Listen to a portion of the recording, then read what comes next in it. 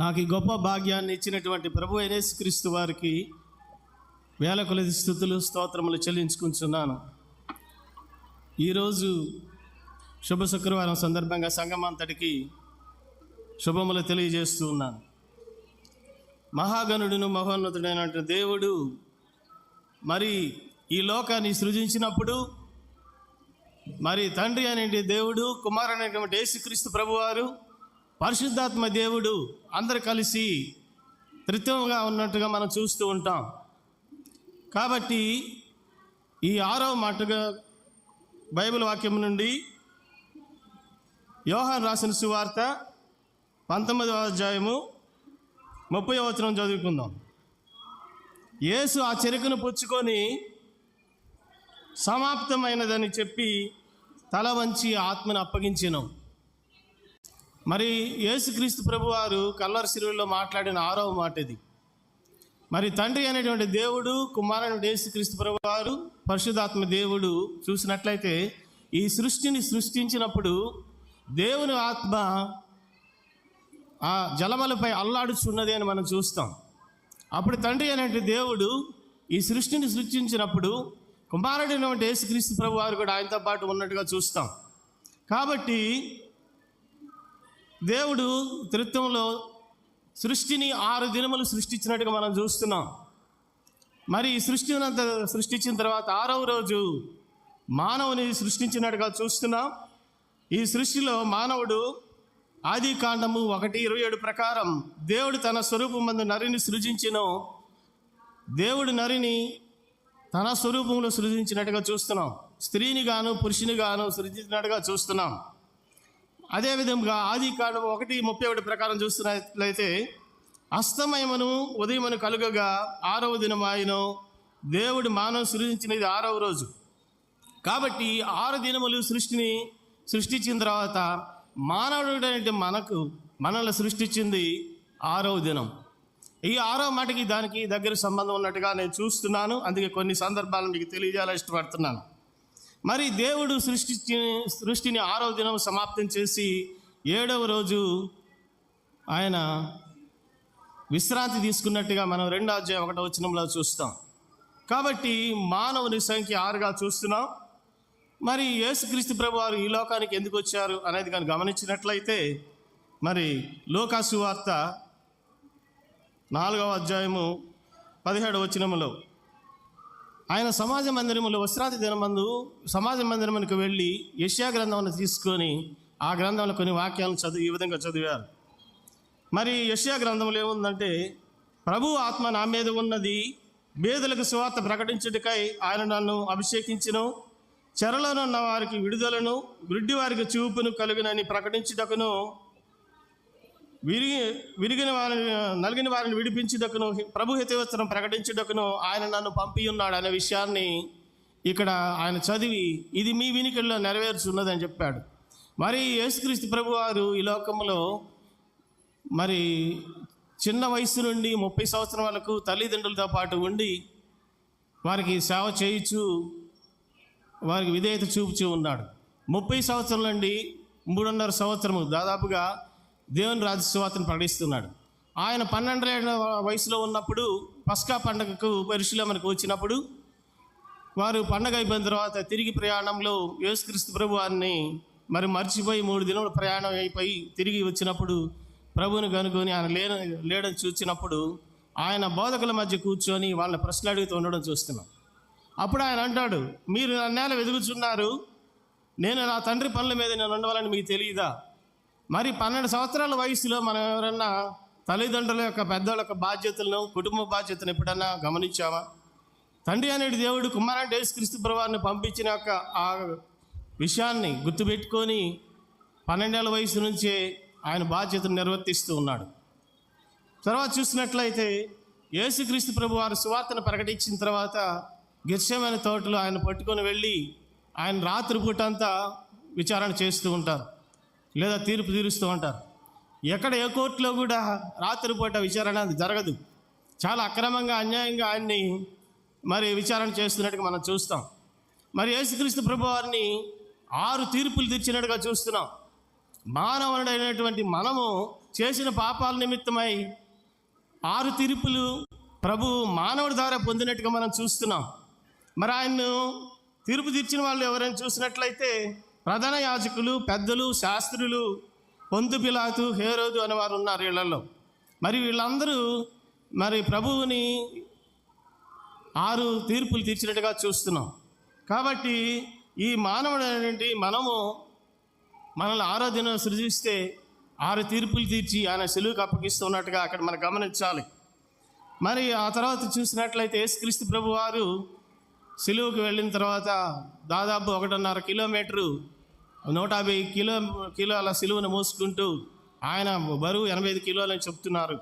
మరి 85 కిలోలు అంటున్నటువంటి ప్రభువారు 150 కిలోల బరువును మోసుకుంటూ మరి కాపాలమనే స్థలమునకు వెళ్ళిన తర్వాత మార్కు సువార్తలు మాత్రమే రాయబడి ఉంది, ఆయనను సిలువ వేసినప్పుడు పగల 9 గంటలు అని రాయబడి ఉంది. ఏ సువార్తికుడు రాయలేదు, కానీ అది ఆయన మాత్రమే రాయడం మనం చూస్తూ ఉన్నాం. అలాగే మనం చూసినట్లయితే మత్తయి సువార్తలో 27:45 ప్రకారం చూస్తే 12 గంటలకు ఆ దేశమందంతటా చీకటి కమ్మెను అని రాయబడి ఉంటుంది. అది మిగతా సువార్తికులు రాశారు. యోహాను సువార్తికుడు ఎటువంటి పరిస్థితుల్లో కూడా సమయాల్ని ఎక్కడ రాసినట్టుగా మనం చూడం. మరి తర్వాత చూసినటువంటి లూకా సువార్తికుడు రాశాడు 23:44-46 వచ్చిన ప్రకారం 3 గంటలకు యేసుక్రీస్తు ప్రభు వారు చనిపోయినట్లుగా చూస్తాం. ఉదయం 9 గంటల నుండి మధ్యాహ్నం 3 గంటల వరకు 6 గంటలు ప్రభు అనేటువంటి యేసుక్రీస్తు వారు సిలువ మీద ఉన్నట్టుగా చూస్తాం. ఈ మానవుని కొరకు, ఈ సృష్టి కొరకు దేవుడు సిలువలో మరణించలేదు, కానీ ఈ మానవుడు అంటే మన కొరకు 6వ దినమున సృష్టింపబడిన మానవుని కొరకు 6 గంటలు సిలువ మీద ఉన్నట్టుగా చూస్తాం. మరి ఉదయం 9 గంటల నుంచి 12 గంటల వరకు పగలు ఆయన సిలువ మీద ఉంటున్నాడు ఎండలో. మరి పగలపూట మనం చేసిన పాపాలన్నిటి నిమిత్తమై ఆయన 3 గంటల సిలువలో ఉన్నాడు. మధ్యాహ్నం ఆ దేశమంతటా చీకటి గమ్మెను. మధ్యాహ్నం 12 గంటల నుంచి 3 గంటల వరకు చూసినట్లయితే 3 గంటలు మన రాత్రిపూట చేస్తున్న చీకటి కార్యాలు, పాపాలన్నిటి నిమిత్తమై ఆయన 3 గంటలు శిక్షణ అనిపిస్తున్నాడు. వెరసి మొత్తము 6 గంటలు ఆయన సిలువలో మరణిస్తూ ఉన్నాడు. మరి శ్రమను అనుభవిస్తున్నట్టుగా మనం చూస్తున్నాం. దీన్ని బట్టి చూస్తే మానవుడు యేసుక్రీస్తు ప్రభువాన్ని సిలువ వేయడానికి ఇష్టపడుతున్నాడు, కానీ మరి ఆయనను ఎటువంటి పరిస్థితుల్లో విడిచిపెట్టడానికి ఇష్టపడడం లేదు. తన స్వరూపమందు తన పోలిక చొప్పున మరి సృష్టించుకున్నటువంటి మానవుడు ఈ రకంగా యేసుక్రీస్తు ప్రభువాన్ని సిలువ వేయడం ఎంతో బాధాకరమైన విషయం.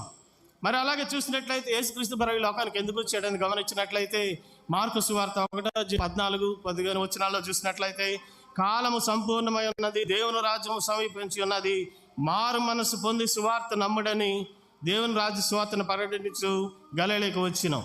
మరి యేసుక్రీస్తు ప్రభు వారు మరి తండ్రి అనేటి దేవుడు అప్పగించినట్టు సువార్త యొక్క కార్యక్రమాన్ని ప్రారంభించి దాన్ని కొనసాగిస్తూ తనకు అప్పగించిన బాధ్యతను నెరవేరుస్తున్నట్టుగా మనము ఇక్కడ చూస్తూ ఉన్నాం.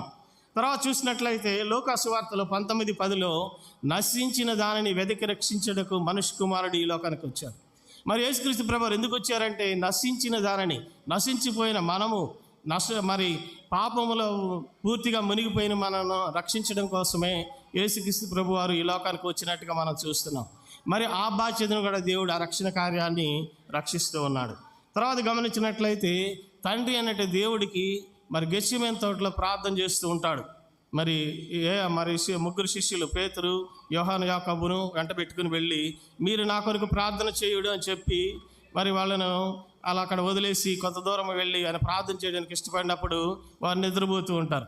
అప్పుడు ఏకాంతంగా ప్రార్థన చేసినప్పుడు తండ్రి అంటే దేవునికి ఇలా ప్రార్థిస్తూ ఉంటాడు, నీవు నాకు ఇచ్చిన పని నేను సంపూర్ణంగా నెరవేర్చి భూమి మీద నేను మహంపరిచితిని అని దేవుడికి తెలియజేస్తూ ఉంటాడు. దేవుడు మరి తండ్రి అంటే దేవుడు కుమారుడు యేసుక్రీస్తు ప్రభువారికి ఏ పని అప్పగించారు? సువార్త ప్రకటించమని. 3.5 సంవత్సరము 12 మంది శిష్యులను, అలాగే చాలామంది శిష్యులు ఏర్పరచుకున్నప్పటికీ వాళ్ళందరూ ఆయన విడిచిపెట్టి వెళ్ళిపోయారు. ఈ 12 మంది శిష్యులు ఆయనతో పాటు ఉన్నప్పుడు వాళ్ళందరికీ సువార్తను ప్రకటించారు.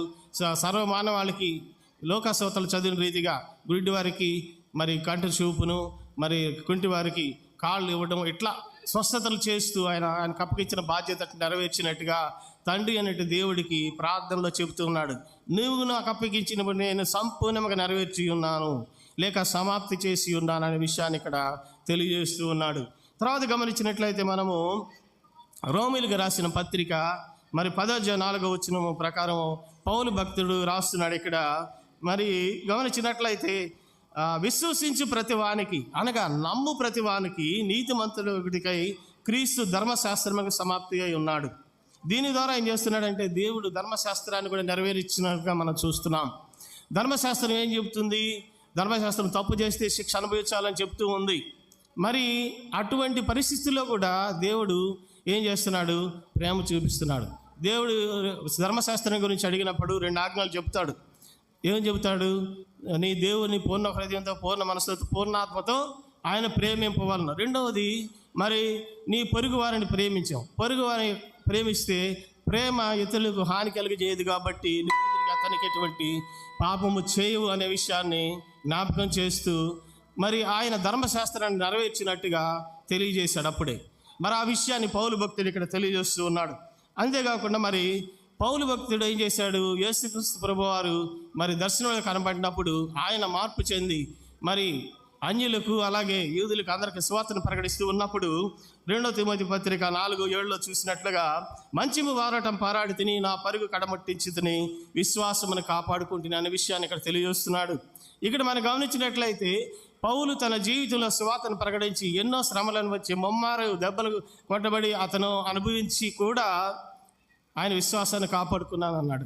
మరి ప్రియ సహోదరుడు సహోదరి, మరి యేసుక్రీస్తు ప్రభువారు శిలువలో ప్రకటించిన ఈ యొక్క సమాప్తమైనది అనే మా పదాన్ని ఇట్ ఈస్ ఫినిష్డ్, మరి మా గ్రీకు భాషలో చూసినట్లయితే టాల్స్టాయ్ అనే పదాన్ని ఇక్కడ దేవుడు రాయబడినట్టుగా చూస్తున్నాం. ఎందుకని అన్నాడంటే ఈ విషయాన్ని మరి తండ్రి అంటే దేవుడికి వినపడలాగా గట్టిగా చెప్పడం జరిగింది. అలాగే సాతానును జయించినట్లుగా సాతాను బెదిరిపోయేలాగా ఏం చెబుతున్నాడంటే సమాప్తమైనది, నీ లోకానికి వచ్చినటువంటి కార్యాన్ని నేను పూర్తి చేశాను అని అనేది టలస్టాయ్ అనేది. అలాగే మానవునికి నీ నిమిత్తమై నేను ఈ లోకానికి వచ్చినటువంటి రక్షణ కార్యాన్ని పూర్తి చేస్తున్నాను అనే విషయాన్ని తెలియజేస్తూ సమాప్తమైనది అని తెలియజేశాడు. అలాగే నేను కూడా ఈ లోకంలో రక్షింపబడ్డావా ప్రియ సహోదరి సహోదరుడా?